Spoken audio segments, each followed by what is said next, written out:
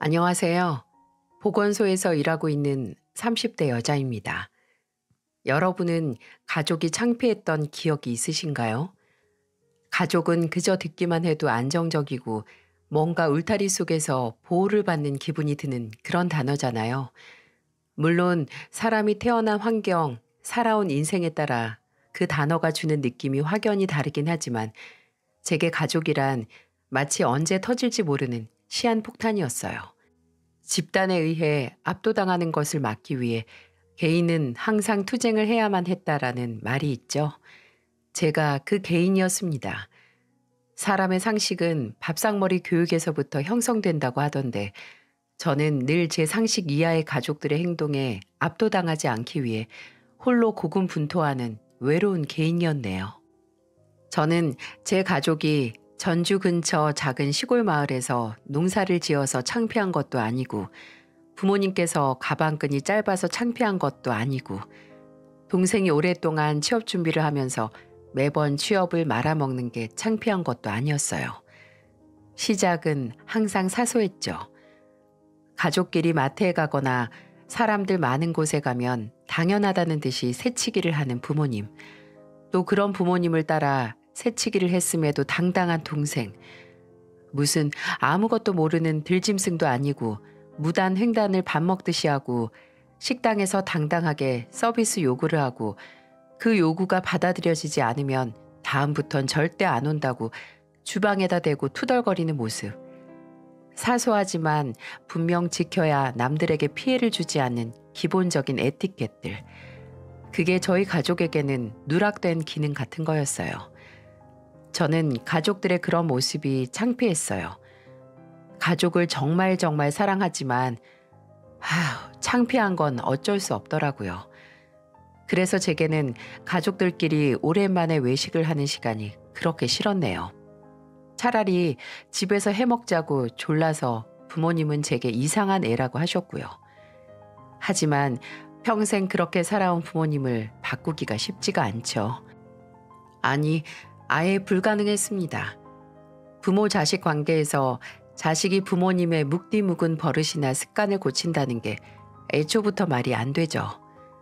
그나마 동생은 좀 언니인 제가 가르쳐서 부모님의 안 좋은 습관을 보고 따라하지 않도록 노력했는데 피는 물보다 진하다고 했나요? 동생은 아버지의 뻔뻔함과 어머니의 속물스러운 점을 쏙 빼닮았어요. 아무리 밖에 내놓으면 100번 창피한 가족이라도 저도 그런 가족들의 모습에 내성이 생긴 건지 어른이 된 후에는 예전처럼 아버지가 동네 술집이나 식당 여기저기 당연하게 외상을 달고 다니는 문제로 싸우지 않았고 농업사나 축사랑 했던 계약을 아버지가 어겨서 한바탕 난리가 났을 때처럼 열을 내지도 않았어요. 어머니가 동네 미용실에서 사람들을 돈으로 금매겨서 뒷담화하다 걸려서 이웃집 아주머니들하고 대판 싸웠을 때 쓴소리를 하지도 않았고요. 그냥 건조한 목소리로 그러지 좀 마요. 세상 혼자 살아요? 라고 말을 하고 넘어갔어요. 괜히 열내지 않고 그러려니 하게 된 거죠. 내가 무슨 난리를 치든 바꾸지 않는다는 걸 이미 오래전에 알아버렸기 때문이었어요. 그냥 나는 그러지 말아야지 하고 다시 한번 다짐만 하고 모른 척 했습니다. 하지만 그렇게 잠자고 있던 수치심이 눈을 뜨게 된 계기가 있었네요. 바로 제가 남편을 만나게 되면서부터였어요. 정확하게 말하면 그냥 연애를 하던 남편과 결혼 준비를 하면서부터였죠. 남편과 저는 친구의 소개로 만나 연애를 하게 됐는데요. 그 당시 남편은 대학 동창과 함께 공동으로 사업을 하고 있었어요. 직원도 8명 둔 사업은 저를 만날 때쯤 안정기에 들어서서 남편과의 연애는 물질적으로 참 여유롭기도 했죠. 하지만 무엇보다 남편은 제게 정서적인 안정을 주는 사람이었어요. 어떻게 이렇게 사람이 착하고 다정할까 하는 생각이 들 정도로 성격이 유순한 사람이었어요. 영민 씨는 성격만 보면 사업을 할 성격이 안 되는 것 같은데 참 신기해. 사업할 성격이 뭐 따로 있나? 다 하면 되는 거지. 왜 개인 사업 시작한 사람들 떠올려 보면 약간 고집도 좀 있고 한 성깔 해야 하지 않나? 기가 세야 한다고 해야 되나? 나도 고집 세. 희연 씨가 나 일할 때 모습을 못 봐서 그래. 아니야. 아무래도 걱정돼. 영민 씨 동업자나 아래 직원들한테 뭐 속고 그런 거 없어? 대표 대우도 잘 해주고? 아이, 진짜 별 걱정을 다 한다. 희연 씨 날 너무 착하게만 보는 거 아니야? 근데 그럴 수밖에 없었어요. 사람의 성격도 상대적인 거잖아요. 엄청나게 지저분한 사람 옆에 조금이라도 깔끔하게 사는 사람이 있으면 그 사람이 거의 결벽증처럼 보이는 것처럼요. 저희 집과 남편의 집도 마찬가지였어요.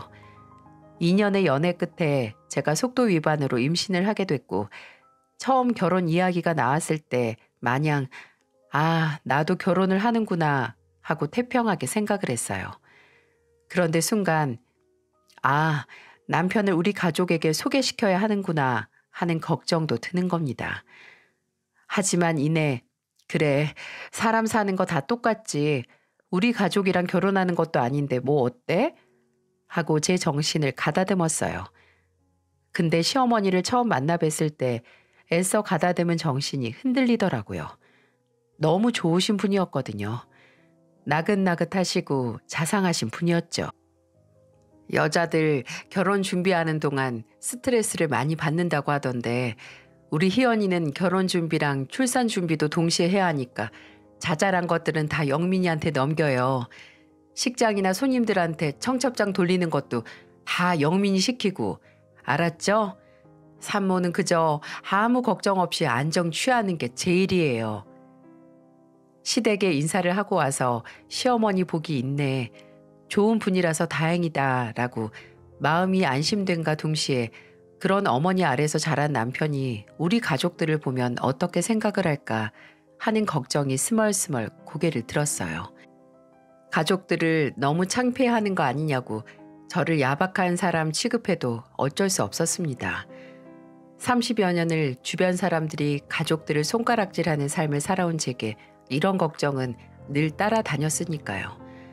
저도 그저 가족들을 있는 그대로 받아들이고 다름을 인정하고 싶은데 가족이 아닌 제3자가 끼어드니 얘기가 달라지더군요. 저는 결혼 전 저희 집에 인사를 드리러 가기 전 남편에게 강박에 가깝게 경고를 했습니다.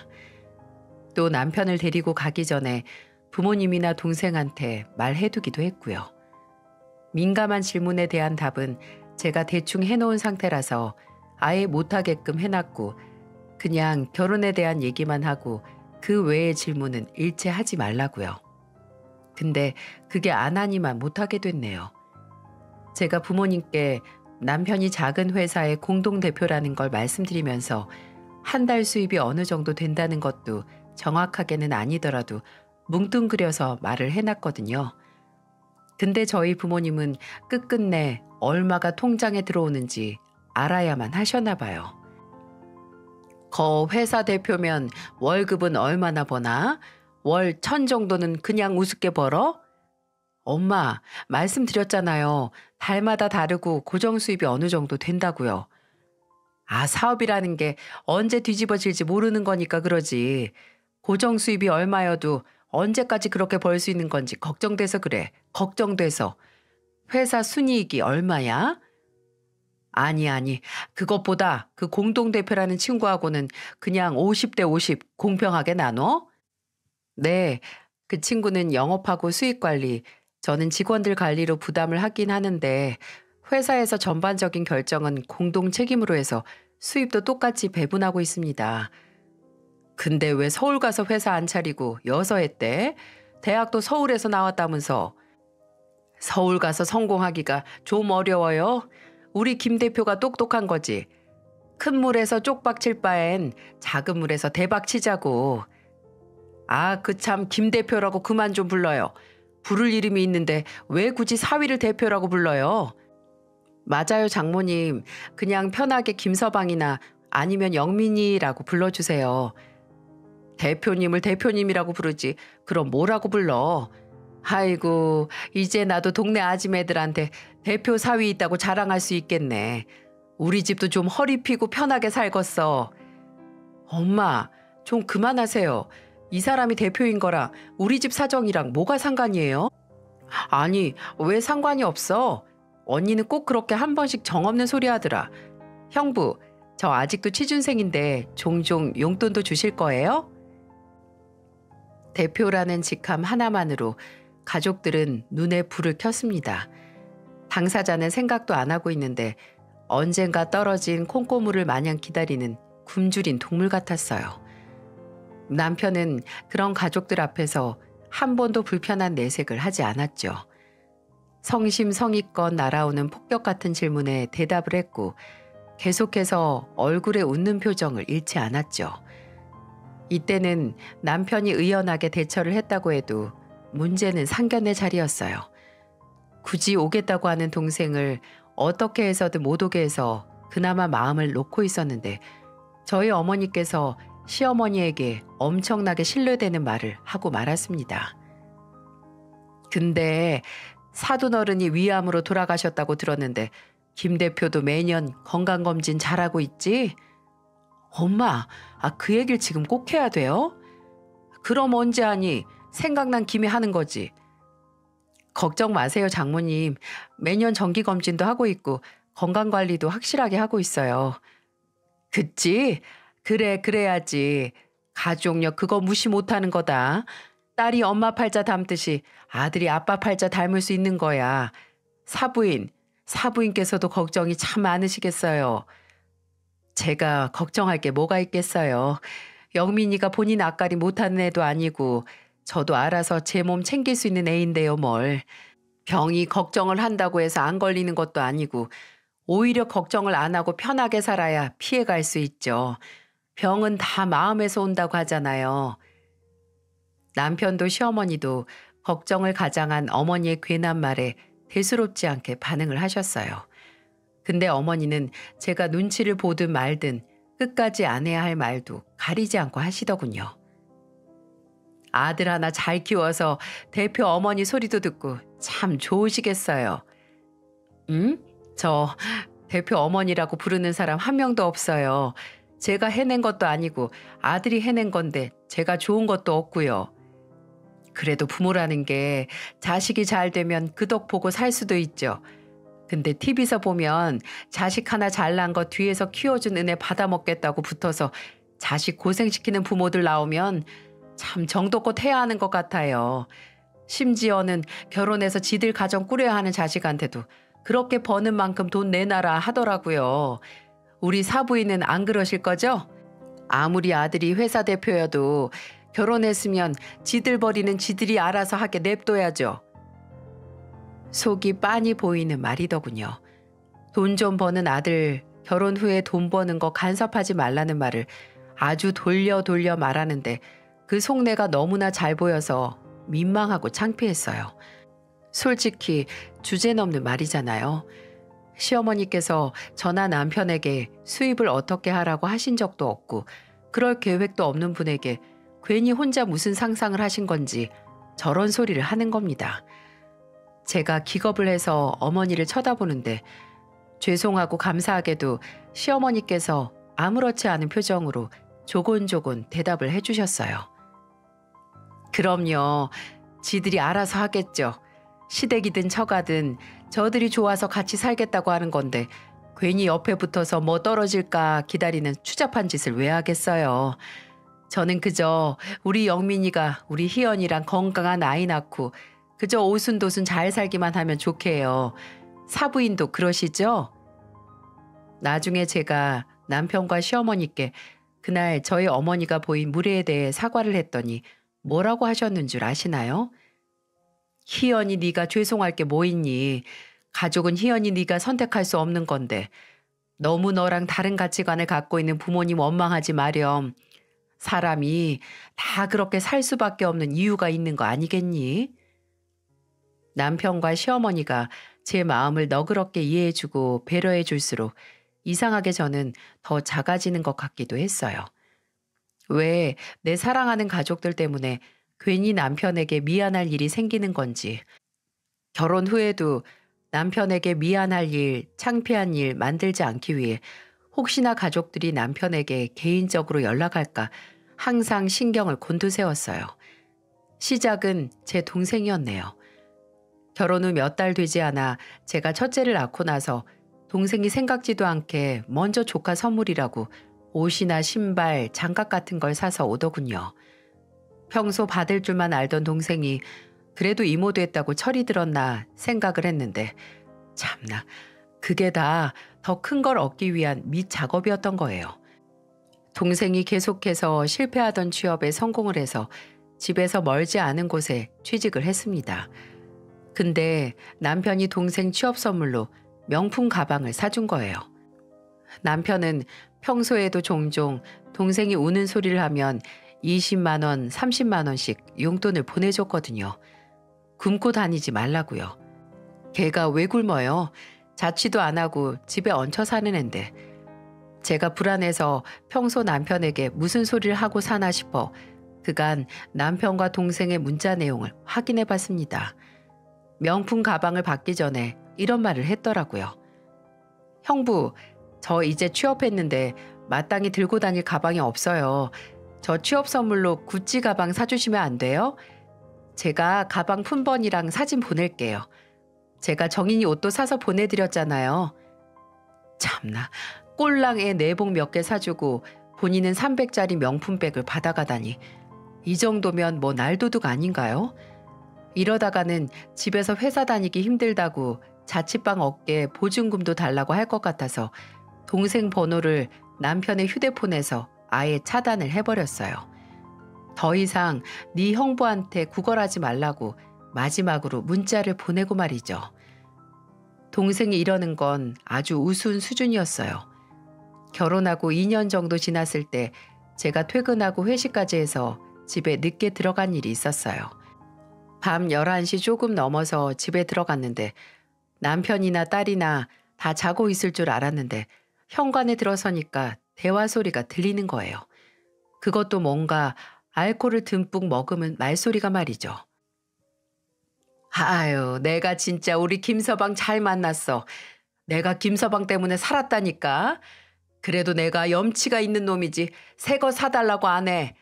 내가 잘 알아보고 제일 싸고 제일 좋은 거 찾아봄세. 그때 연락할 테니까 잘 받고, 어? 네, 장인어른, 그러세요.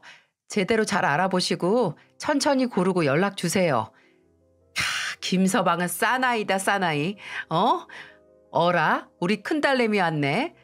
아니, 너네 엄마가 다 늦게 어딜 돌아다니다가 이제 오냐? 정인 엄마 오늘 회식 있어서 늦게 들어온 거예요. 왔어? 장인어른하고 술 한잔 하고 있었어. 그래? 근데 아버지가 술을 좀 많이 드신 것 같네? 그치? 장인어른 이제 그만 드세요. 많이 취하셨어요.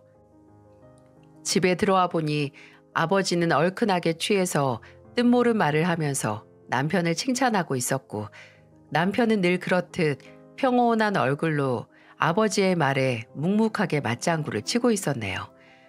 저를 보자마자 갑자기 정신이 든다는 듯이 집으로 가신다는 아버지를 보고 아, 또 뭐가 있구나 싶었어요. 후다닥 나간 아버지의 뒷모습을 보고 남편에게 물었죠. 이번에는 또 왜 오신 거냐고. 싸고 좋은 건 뭐고 새 거는 또 뭐냐고요. 장인어른 타고 다니는 트럭 있잖아. 그게 저번 주에 도로에서 달리다가 갑자기 시동이 꺼졌대. 근데 카센터에 가니까 고칠 수도 없고 그냥 폐차시켜야 할 정도로 엔진도 그렇고 문제가 많다고 했다고 하시더라. 그래서? 근데 왜 나 없을 때 와서 당신이랑 술을 드신 거야? 당장 일하시려면 트럭이 필요한데 장인어른이 중고차 알아볼 테니까 그거 좀 사게 돈 줄 수 있냐고. 뭐? 또 뭐 필요하다고 돈 달라고 찾아오신 거야? 희연아, 이 정도는 괜찮잖아.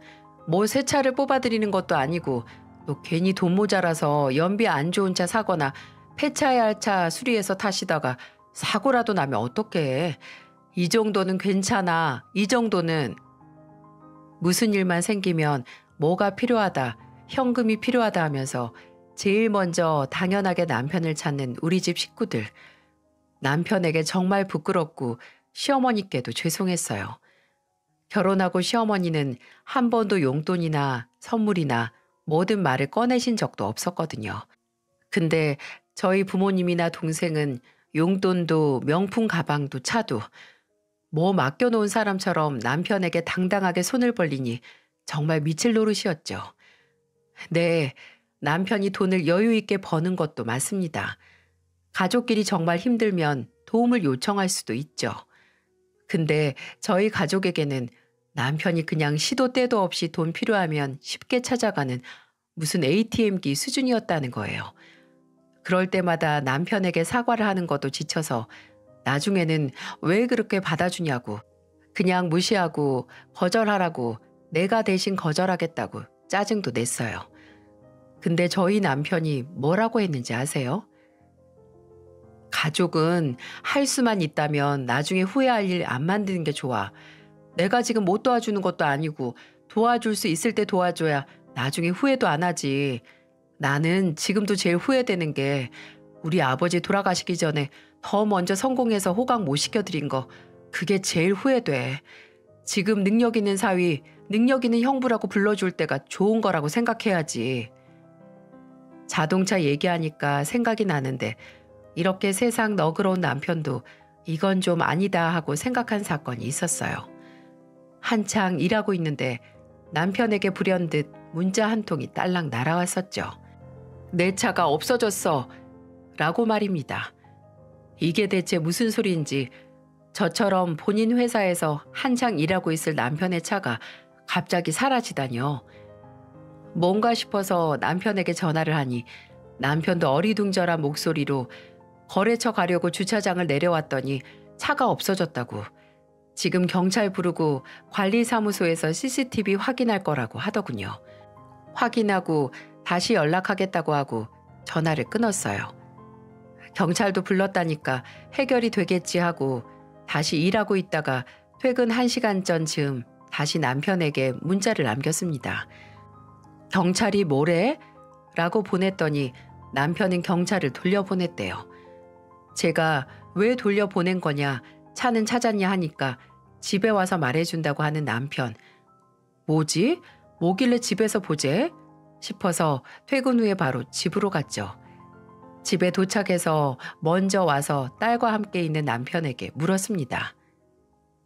뭐야? 차는 찾았어? 주차장 보니까 당신 차 없던데? 자, 장모님이 가져가셨어. 뭐라고? 엄마가 왜? 어떻게? CCTV 확인해 보니까 나 출근하고 1시간 정도 있다가 누가 와서 내 차를 끌고 나가는 게 찍혀 있었어. 근데 그게 아무리 봐도 장모님 같은 거야. 그래서 일단 경찰한테는 내가 아는 사람이라고 해서 돌려보냈어. 그리고 건물 관리하는 분께 혹시 내 차 주차장에 들어오면 연락 달라고 하고 일단 거래처 가서 일하고 들어왔지. 근데 한 5시쯤 관리인한테 연락이 와서 바로 내려가니까 진짜 장모님이 내 차를 주차하고 계시더라. 아니 키는 자동차 키를 어디서 나서 그걸 운전해? 스마트키 복사해주는 업체에 부탁해서 미리 만들어놨었대. 왜 저번에 장모님이 내 차 빌리신 적 있었잖아. 그때 또 빌려달라고 말을 못하겠어서 잠깐 쓰고 다시 돌려놓으려고 하신 거래. 미치겠다 정말. 이제 하다 차를 훔쳐? 심지어 키까지 몰래 복사해서? 내가 뺏어왔어. 이제 그러지 마시라고. 내가 잘 말했으니까 당신까지 너무 열내서 장모님께 뭐라 하지 마. 진짜 다신 이러지 말라고 말씀드렸으니까. 아무리 남편이 본인이 말했으니 하지 말라고 해도 그냥 넘어갈 수 없는 일이었어요. 저는 남편이 씻는 동안 바로 어머니에게 전화를 해서 제정신이냐고 막 따졌습니다. 엄마, 정말 왜 이래요? 그 사람 일하는 사람이야. 무슨 일이 생길 줄 알고 일 나간 사람 차를 몰래 뺏어 타고 다녀요? 아유, 내가 좀 급해서 썼다. 무슨 하루 종일 가져간 것도 아닌데 큰일 난 것처럼. 근데 김서방이 너한테 그걸 홀랑 말했니? 내가 말하지 말라고 했는데도. 급하기는 뭐가 급해. 엄마 그냥 외제차 타고 자랑하고 싶어서 애 아빠 차 가져간 거잖아요. 엄마 그거 범죄야 범죄. 차량 도난도 범죄라고요. 예, 가족끼리 범죄가 무슨 소리냐? 그냥 귀찮을까봐 조용히 쓴 거지. 조용히는 무슨? 그래서 조용히 몰래 차키도 복사했어요? 다 됐고 이제 아무리 먼저 말해도 차 안 빌려줄 거니까 그렇게 하세요. 차라리 매번 차를 빌려달라고 떼를 쓰는 게 덜 창피했을 겁니다. 아예 키까지 만들어서 훔쳐간 게 차량 절도가 아니면 대체 뭘까요? 이때 아마 남편도 어머니가 선을 세게 넘었다고 생각했을 거예요. 이전에 어머니가 갯돈 할 돈 없다고 빨리 현금 100만 원 보내라고 난리를 쳤을 때도 아버지가 남편 불러서 외상집에 외상값 내달라고 술 취해서 말했을 때도 얼굴이 굳지 않던 남편이 그날은 애써 제게 괜찮다고 해도 얼굴은 무섭게 굳히고 있는 걸 저는 분명히 봤어요. 저와 남편만 있으면 정말 행복했습니다. 첫째 낳고 2년 후에 둘째도 태어났고 딱 저희 식구만 있으면 이루 말할 수 없을 정도로 행복했어요. 근데 종종 끼어드는 친정 식구들 때문에 바람 잘 날 없는 결혼 생활을 보냈죠. 그렇게 한 6년이 지났을 때쯤 사건이 터지고야 말았습니다. 왜 착하고 남들에게 베풀기 좋은 사람은 꼭 그 선의를 무참하게 배신을 당하는 걸까요? 남편의 동업자, 회사 공동 대표였던 대학 동창이 회사 돈으로 남편 몰래 원정 도박을 하다가 회사 자금을 모조리 말아먹고 잠적을 한 거예요. 자금 관리를 하던 동창은 주기적으로 해외 출장을 갔는데 그건 이전부터 있던 스케줄이라서 남편도 크게 신경 쓰지 않았던 거고요. 근데 그게 다 출장을 빌미 삼아 해외에서 도박하고 돌아다녔던 거예요. 남편은 큰 충격에 빠졌습니다. 무슨 일이든 의연하게 대처하던 남편이 한순간에 와르르 무너져 내렸죠. 동창은 잠적해서 생사도 확인을 하지 못했지만 남편은 당장 잔고가 바닥난 회사 통장을 들고 거래처에 계약금을 줘야 하고 남은 직원들의 월급을 줘야 할 상황이었죠. 어쩔 수 없이 남편은 이곳저곳에서 본인 앞으로 대출을 받아서 급한 불을 끄기 시작했어요. 계약금을 상환하고 직원들에게 월급을 주고 어떻게 해서든 구멍난 사업을 메꾸려고 노력을 했습니다. 하지만 쉽지 않았네요. 사원도 반으로 줄이고 남편은 아침 저녁으로 회사에서 살다시피 하면서 일했어요. 나중에는 남편 앞으로 더는 대출을 받지 못해서 제가 먼저 제 앞으로 대출을 받겠다고 했습니다. 여보, 내가 몇 천이라도 은행 대출을 받아볼게. 아니야, 그거 나중에 다 갚는 보장도 없는데 어떻게 덜컥 당신까지 대출을 받아. 당신까지 신용 안 좋아지면 진짜 필요할 때 어떻게 해. 아니야, 당신까지 내 잘못 때문에 고생하는 거 나 못 봐. 일단 내가 할 수 있는 데까진 해야지. 그게 왜 당신 잘못이야. 잠적한 그 인간 때문이지. 비극은 또 다른 비극과 손잡고 찾아온다고 하는데 엎친 데 덮친 격으로 시어머니께서도 사고로 돌아가시고 당장 남편이 모든 걸 놔버리고 폐인이 된다고 해도 이상할 게 없었죠. 남편은 어머니께 끝내 사업 망해서 절절 매는 모습을 보여드렸다는 생각에 시리에 빠졌습니다. 어떻게든 붙잡고 있던 사업도 시어머니가 돌아가시고 나서 바로 포기하고 정리를 했어요. 사업을 정리하고 남은 돈으로 급한 대출 빚을 갚고 나머지는 제가 제 월급으로 천천히 이자부터 갚았고요. 그래도 번듯하게 성공한 사업을 하던 남편은 그날부로 실직자가 됐고 항상 여유 있던 모습도 사라졌어요. 뭔가 위축되고 영혼이 한 반쯤 나가 있는 모습에 저도 옆에서 미칠 것 같았어요. 당장 옆에서 뭐든 해주고 싶은데 실질적으로 해줄 수 있는 게 없으니까 속이 답답하게 미어졌어요. 남편이 집에서 혼자 술을 먹고 쓰러지듯 잠에 드는 날이 길어져 갔습니다. 빈 속에 술 먹다가 위에 구멍까지 날 뻔하고 바로 취직 자리를 알아보진 않더라도 뭐든 활동적인 걸 해서 활력을 좀 찾으면 좋았을 텐데 그 시기 남편에게 그런 에너지조차 찾을 수 없었어요.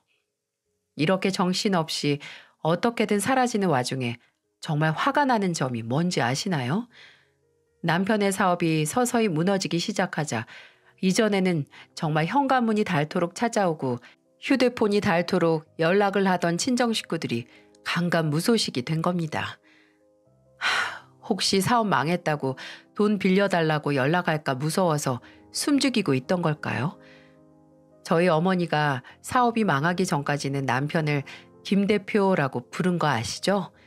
근데 사업이 망한 이후로 어머니는 남편을 김백수 또는 팔푼이라고 부르셨어요. 이제 콩고물이 없는 저희 집에 어쩌다가 들르시면 집에서 쉬고 있는 남편을 보고 혀를 끌끌 차면서 김백수 씨 오늘도 집에 있나? 나가서 막노동이라도 좀 하지? 하면서 갖은 모욕을 다 하셨어요. 다용도실 재활용 쓰레기 두는 곳에 남편이 먹었던 술병이 조금이라도 보이면 바로 남편에게 가서 손가락질을 하면서 이렇게 술이나 퍼마시려고 일 안 하고 있냐? 더 늙기 전에 빨리 일해서 내 딸 고생시키지 마! 라고 소리를 버럭 치셨어요. 언제 그렇게 제 걱정을 하셨다고 잘난 사위가 사라지니 이제 마음 놓고 분풀이 하는 건가 싶더라고요. 남편은 아무 말도 못하고 제가 더는 못 참겠어서 이럴 거면 아예 오지 말라고 와서 봐달라고 안 한다고 어머니를 내쫓았고요. 그렇게 연락을 좀 끊고 살던 친정에서 다시 연락이 왔습니다. 근데 그게 이번에는 좀 다른 종류의 연락이었어요. 김백수, 아니 김서방 언제까지 논다고 하니? 그래도 일할 몸뚱이라도 건강할 때 더 일해야지. 네 아빠랑 의논해보니까 다른 데 가서 일할 것 없이 우리 일 좀 거드는 게 어떠니? 안 그래도 네 아빠 허리도 그렇고 젊은 사람이 옆에서 같이 일해주면 좋겠다고 했었는데 월 200은 챙겨줄게. 그게 아예 안 버는 것보단 훨씬 낫지. 그래도 나랑 네 아빠가 사위니까 가족이니까 이렇게까지 챙겨주는 거야. 저는 그 제안이 솔직히 탐탁지 않았어요. 다른 사람도 아니고 우리 부모님이랑 남편이 부모님 등살에 못 이겨 꾸역꾸역 일을 할 게 눈에 선했습니다. 하지만 남편은 긍정적이었어요. 차라리 몸을 쓰면서 일하는 게 잡생각도 안 들고 정말 장모님 말대로 안 버는 것보다는 200이라도 벌어서 대출금 갚는 게 낫지 않냐고 하면서 그 제안을 받아들였어요. 그렇게 남편은 다시 직장을 찾기 전에 친정 일을 돕기로 했습니다. 저는 걱정 반, 그래도 남편이 다시 활기를 찾을 계기가 생겨서 다행이라는 생각 반으로 남편을 응원했어요. 하지만 남편이 처음으로 친정에 가서 일을 하고 온 날 저녁, 저는 남편이 어디 전쟁이라도 참전하고 온 줄 알았습니다. 하루 사이에 남편은 5년의 세월을 한 번에 겪은 사람처럼 수척해졌어요. 뭐야? 무슨 일을 했길래 이렇게 지쳤어? 일이 그렇게 많아? 아니야. 그냥 축사 청소하고 밭에 조금 있었더니 이러네. 내가 진짜 운동 부족이었나 봐. 그래도 오랜만에 몸 움직였더니 시원해. 일도 할만하고. 여보, 나 밥 안 먹고 그냥 잘래. 너무 피곤하다. 일이 할만하다는 사람이 가서 일을 하면 할수록 집에 오면 기절하듯 잠드는 날이 늘어갔어요.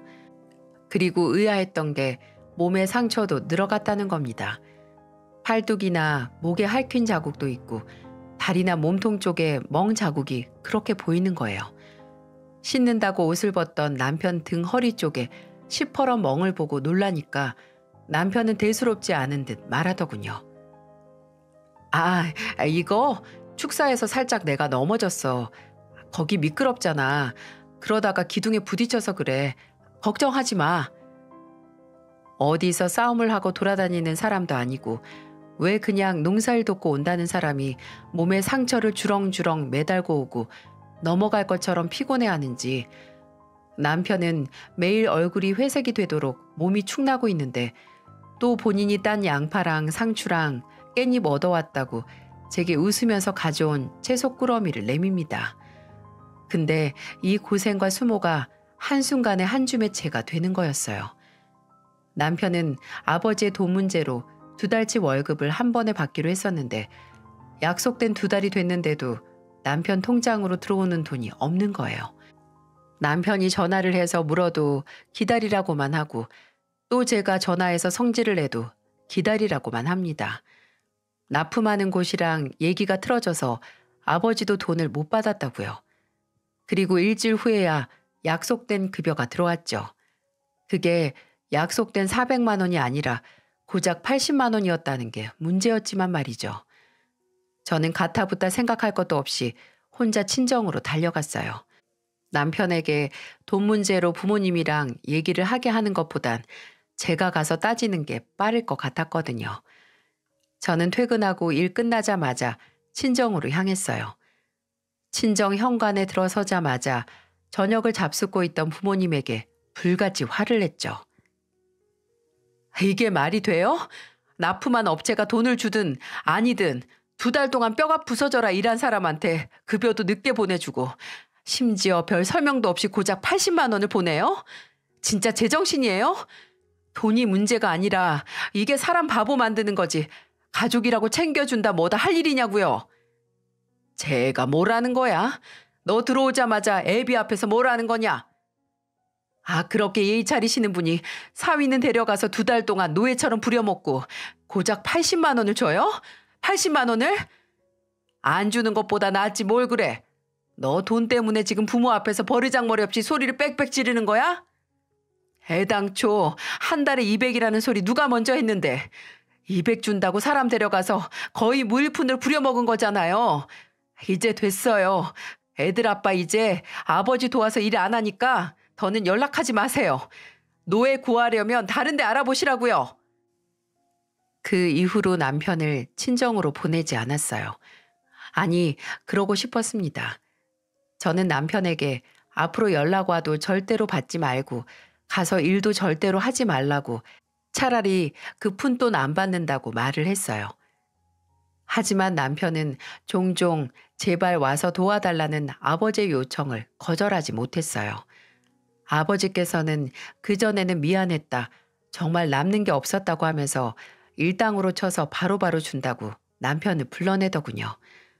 남편은 당장 눈앞의 일당 때문이 아니라 그래도 내 아내의 부모님 일이라는 생각으로 가서 농사일을 도왔어요.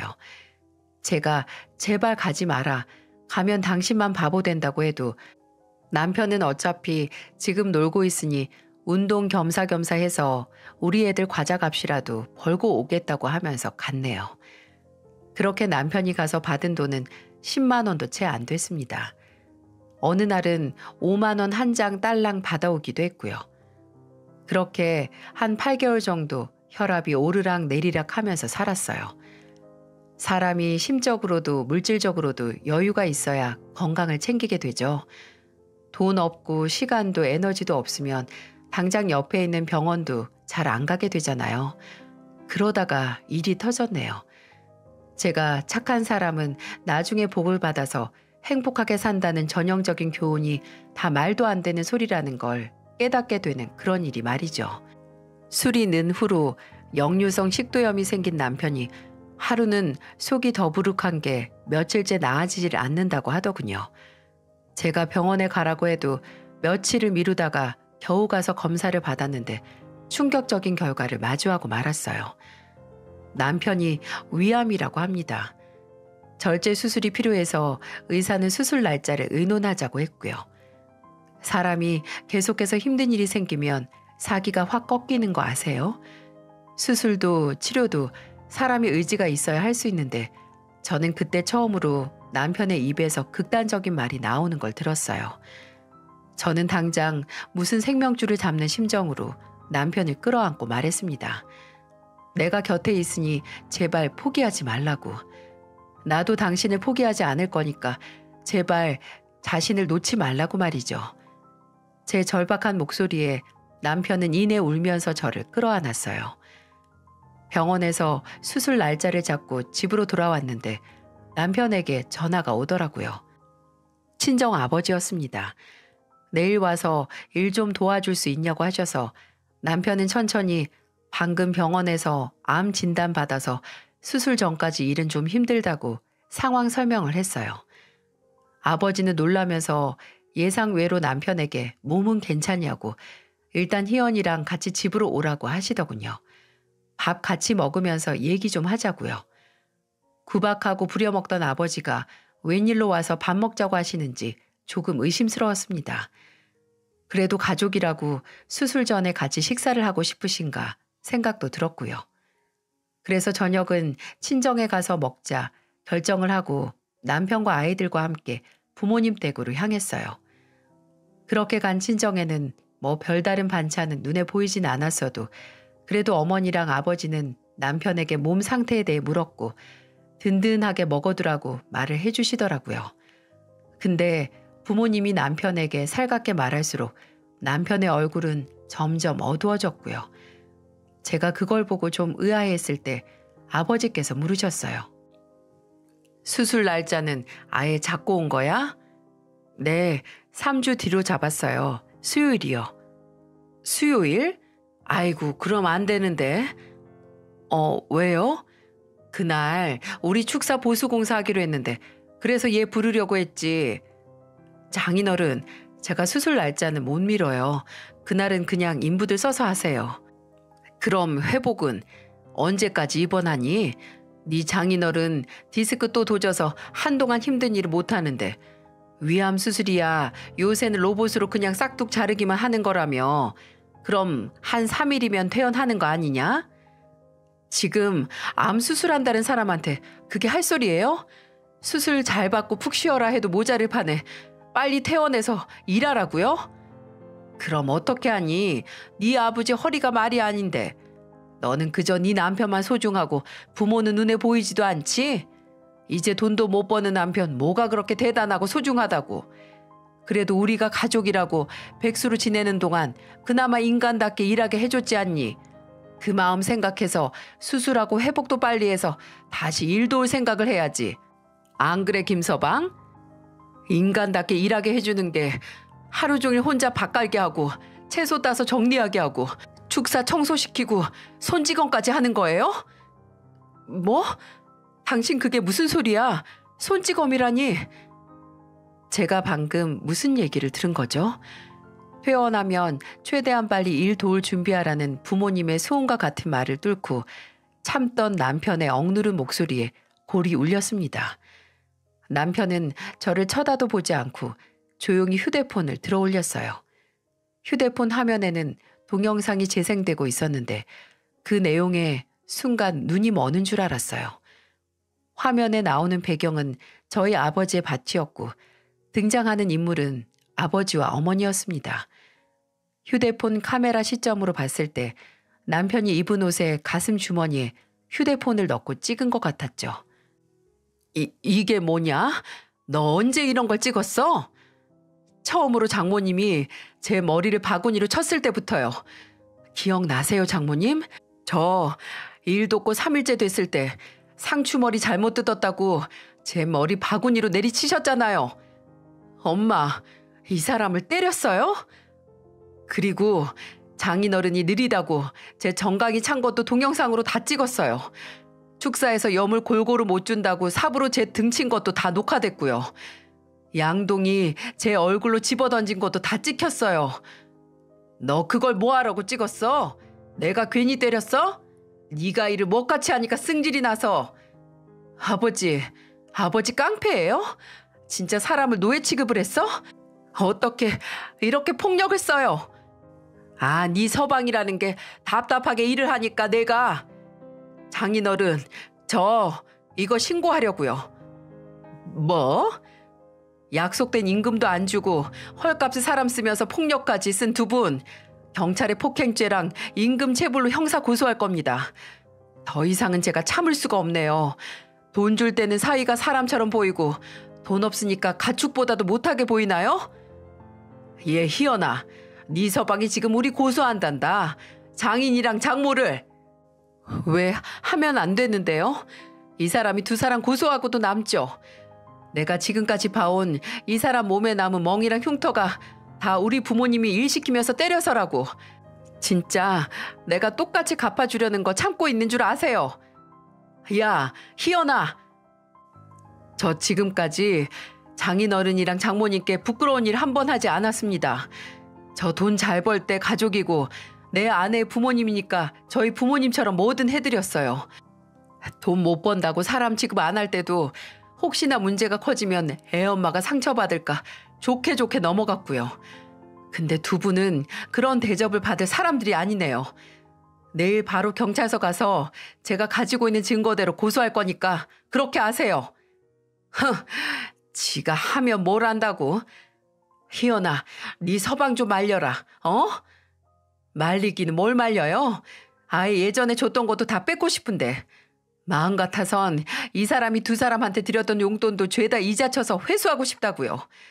받을 때는 그저 달콤하기만 했죠? 이제 그렇게 받기만 하고 은혜도 모르던 심보 그대로 돌려받는 줄 아세요. 이제 연락도 하지 마세요. 원하시면 변호사 고용해서 하시든가요. 저희는 그대로 애들을 데리고 집으로 돌아왔어요. 집으로 오는 길 운전을 하는 남편 옆에서 제가 얼마나 울었는지 몰라요. 그동안 남편이 내 부모한테 노동력을 착취당하는 동시에 폭행까지 받고 있었다는 걸 어떻게 모르고 있었을까? 왜 진작 막지 못했을까 하는 생각에 죄책감이 미친 듯이 제 가슴을 후벼 팠어요. 남편은 제게 상의도 없이 이런 일을 벌여놔서 미안하다고 했지만 저는 저라도 남편 입장이었으면 이렇게 폭탄을 추적하듯 고백했을 거라고 했죠. 남편과 저는 예정대로 경찰에 고소장을 접수했어요. 근데 참 웃긴 게 임금 문제는 가족 간에 구두로 약속된 금전적인 문제라고 고소도 되지 못했고요. 폭행 문제만 벌금형이 나왔어요. 하지만 저도 남편도 그대로 포기하지 않았습니다. 민사로 다시 고소를 했어요. 처음에 일하고 받아야 했던 400만 원과 그 후 일일로 나가던 걸 다 시급으로 계산해 보니까 800만 원 정도 되더라고요. 거기에 정신적인 손해배상까지 쳐서 900만 원의 소송을 걸었습니다. 부모님은 득달같이 제게 전화를 해서 제정신이냐고, 부모를 고소하는 자식이 세상 천지에 어디 있냐고 고래고래 소리를 지르셨죠. 저는 그냥 고소당할 짓 하신 분들이 할 소리는 아닌 것 같고요. 그냥 변호사 통해서 말하세요. 라고 말했어요. 그러니까 네가 진짜 부모 자식 연을 끊고 싶냐고 해서 저는 이미 10년 전에 끊었어야 했다고 하고 끊었습니다. 올해 초여름에 부모님은 900은 다 못 준다, 500으로 합의를 보자고 해서 저와 남편은 지지 않고 700에 합의 안 하면 폭행도 민사로 고소할 거라고 했고 끝내 남편은 받지 못했던 노동의 대가를 받게 됐어요. 그리고 저는 평생 창피하던 가족과 완전히 연을 끊었고요. 허무하지도 않고 슬프지도 않고 오히려 시원했습니다. 남편은 제게 괜히 본인 때문에 일이 이렇게 끝난 거 아니냐고 했지만 저는 오히려 남편이 저 때문에 평생 살면서 보지 않아도 되는 진상을 겪었다고 생각을 했어요. 그래서 저희는 서로 미안한 감정을 퉁치기로 했습니다. 받은 700만 원은 남편이 새로운 일을 시작하는 자금으로 쓰기로 했어요. 지금 남편은 돌아가신 시부모님의 지인의 소개로 도배 기술을 배우고 있습니다. 꾸준히 일을 배우고 경력을 쌓은 다음에 본인의 도배 사무실을 차릴 예정이에요. 남편이 드디어 시리와 무기력에서 빠져나와 새로 희망을 품게 돼서 너무 다행이라는 생각이 듭니다. 원래 여자에게 친정이라는 존재는 힘들면 달려가서 쉬고 오는 보금자리라고 하잖아요. 제게 그런 보금자리는 그냥 남편과 제 아이들이 있는 제가 살고 있는 집 그 자체인 것 같아요.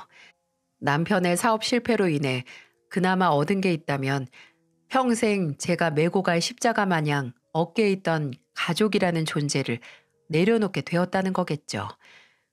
저도 남편도 몇 년 사이에 부모도 없는 고아 신세가 됐지만 무섭지도 외롭지도 않아요. 그저 정말 내 자랑스러운 가족이라고 부를 수 있는 가정을 꾸렸기 때문이겠죠. 가족이라는 이름이 제게 창피하지 않고 그저 자부심을 가득 느낄 수 있는 그런 단어가 된 건 다 제 남편 덕분이라고 생각을 해요. 기나긴 이야기를 끝까지 들어주신 분들에게 감사의 말씀을 전합니다. 여러분께서도 자부심이 될 가족을 스스로 잘 찾으시길 바랍니다.